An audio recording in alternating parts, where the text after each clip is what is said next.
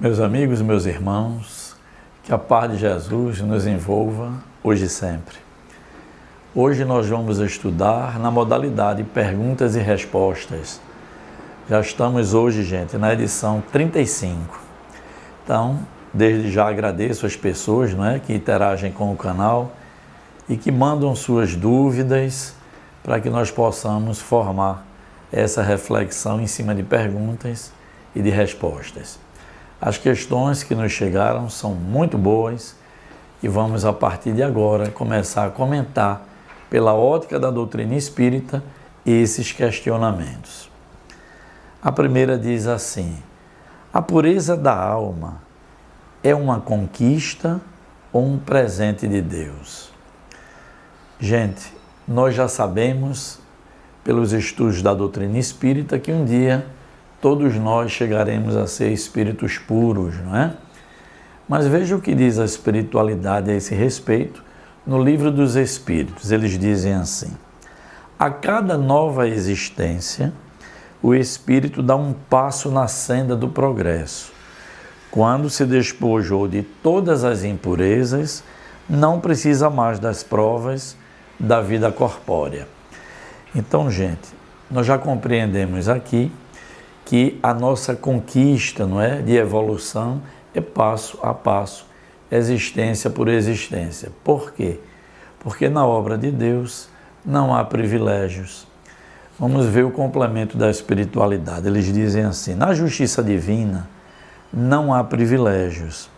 Somos todos espíritos criados, simples e ignorantes, com a destinação de sermos espíritos puros, alinhado às suas leis.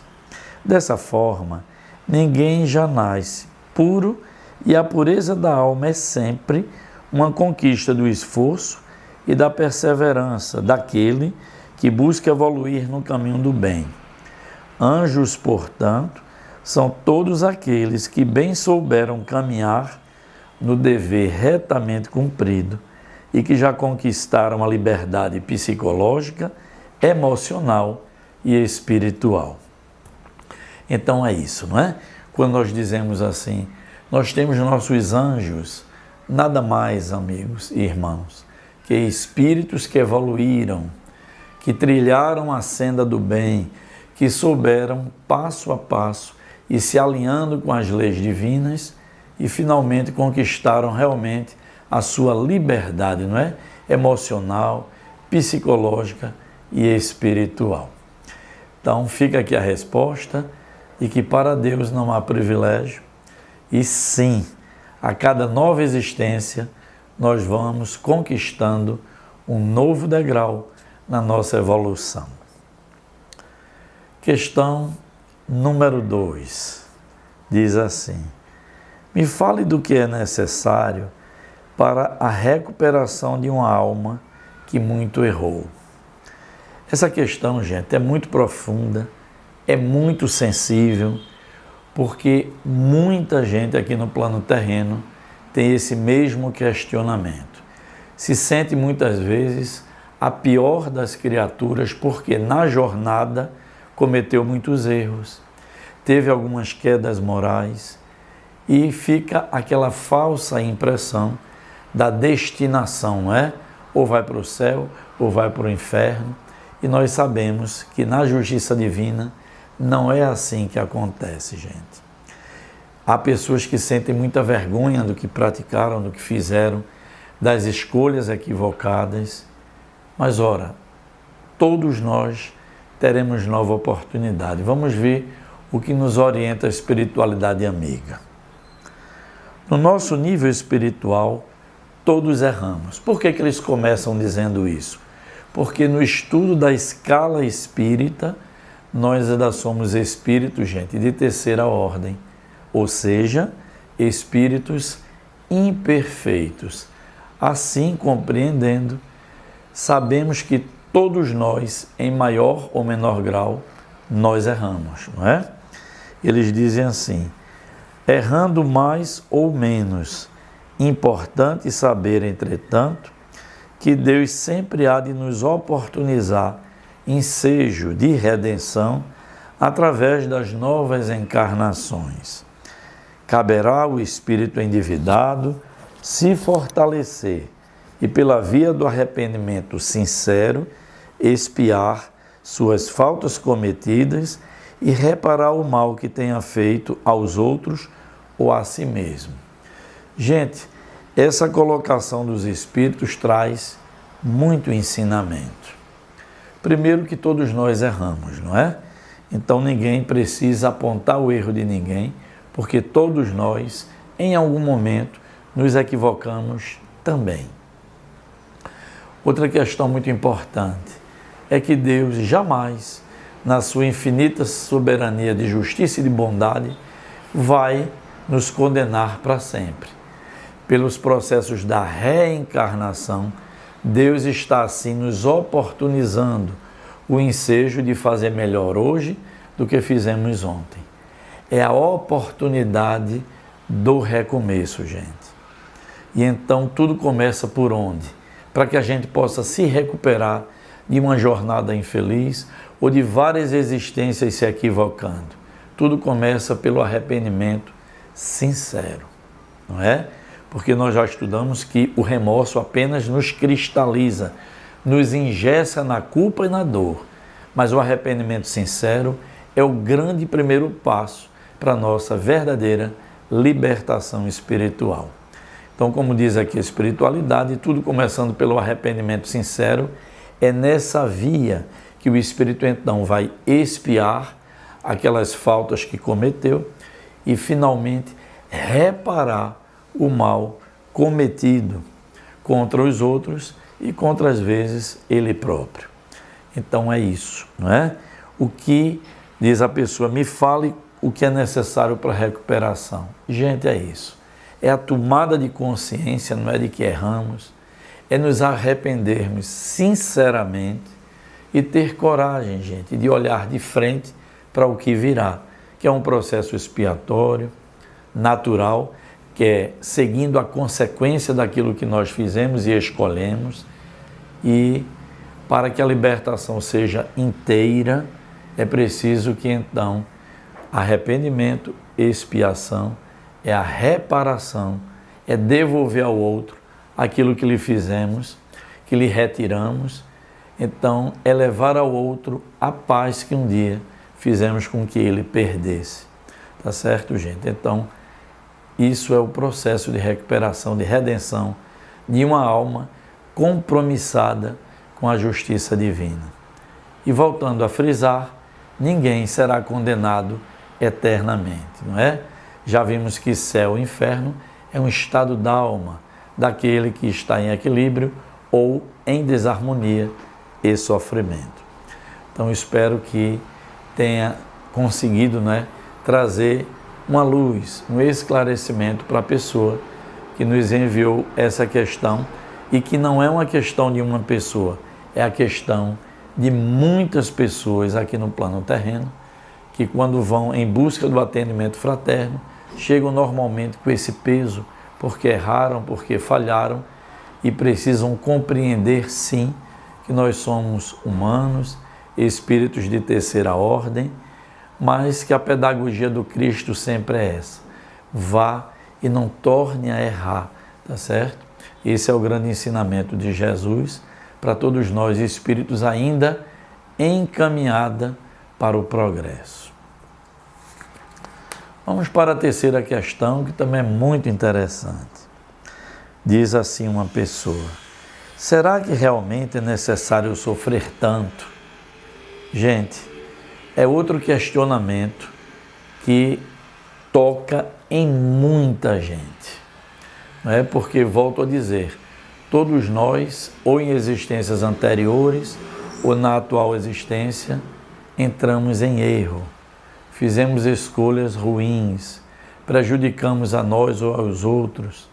E aí vem o processo natural da expiação, que trata a doutrina espírita, que é sofrer a consequência de.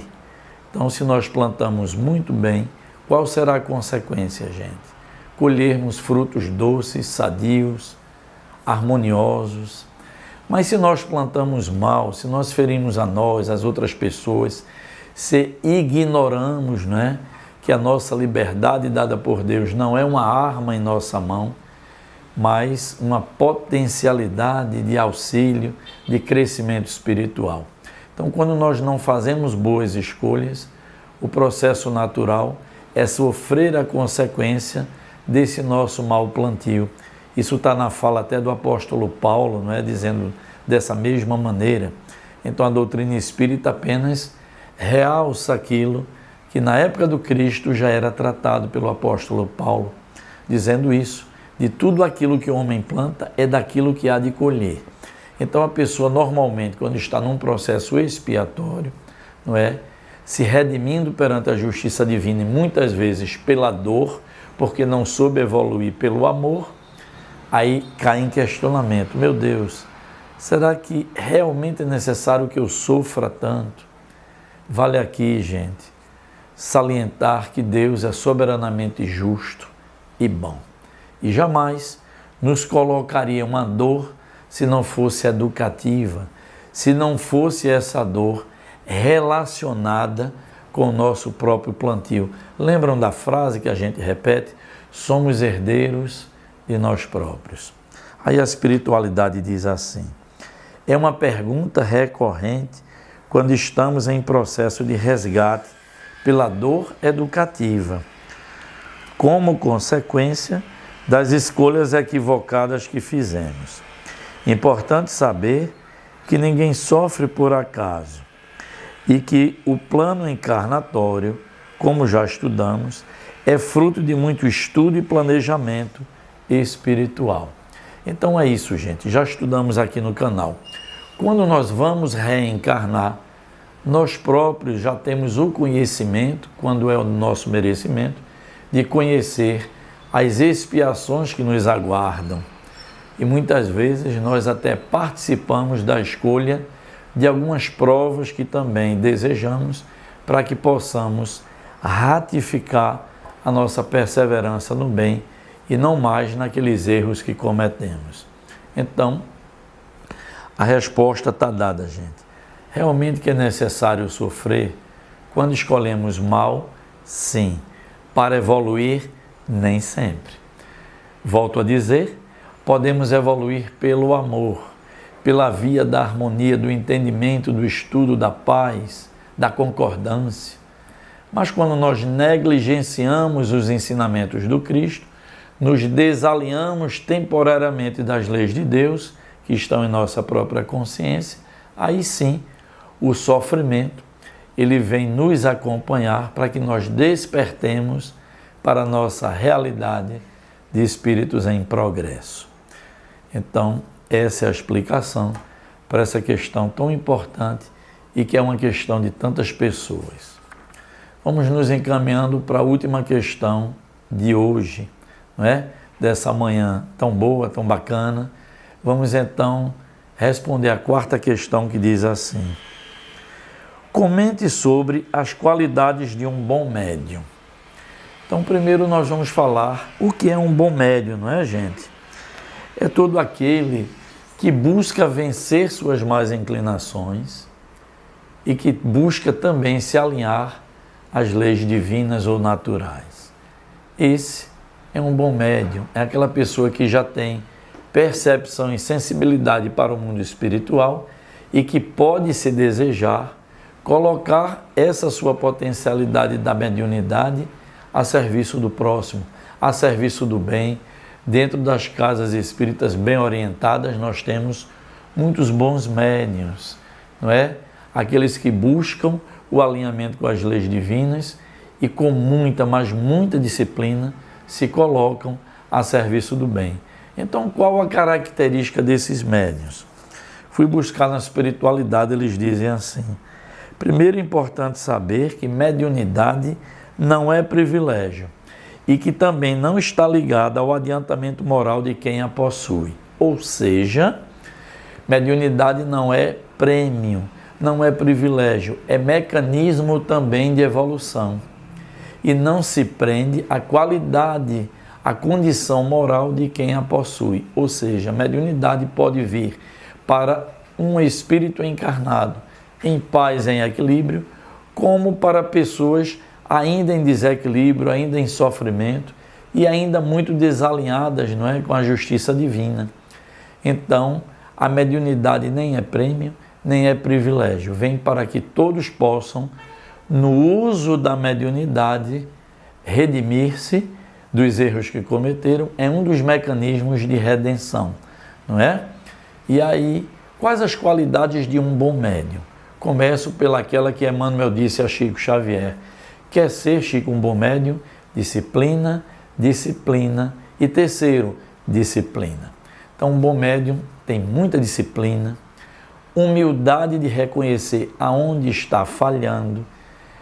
É aquele médium que busca estudar a doutrina com profundidade adequada ao ministério que vai exercer a serviço do bem. Equilíbrio moral, pensamentos edificantes e que tem o hábito já natural da oração e da meditação. Então, outras qualidades existem do bom médium? Obviamente que sim, gente. Basta estudar o livro Evangelho segundo o Espiritismo, quando fala do homem de bem. Lá está tudo relacionado às qualidades, às virtudes que nós devemos perseguir no nosso dia a dia. Então, para ser um bom médium, reúna essas qualidades, perseverança, coragem e se colocar a serviço do bem, sabendo que nesse ministério da mediunidade você será um dos maiores beneficiados. Então, gente, estudo passa rápido quando nós vamos assim nos empolgando. São bons ensinamentos que nos trazem os espíritos.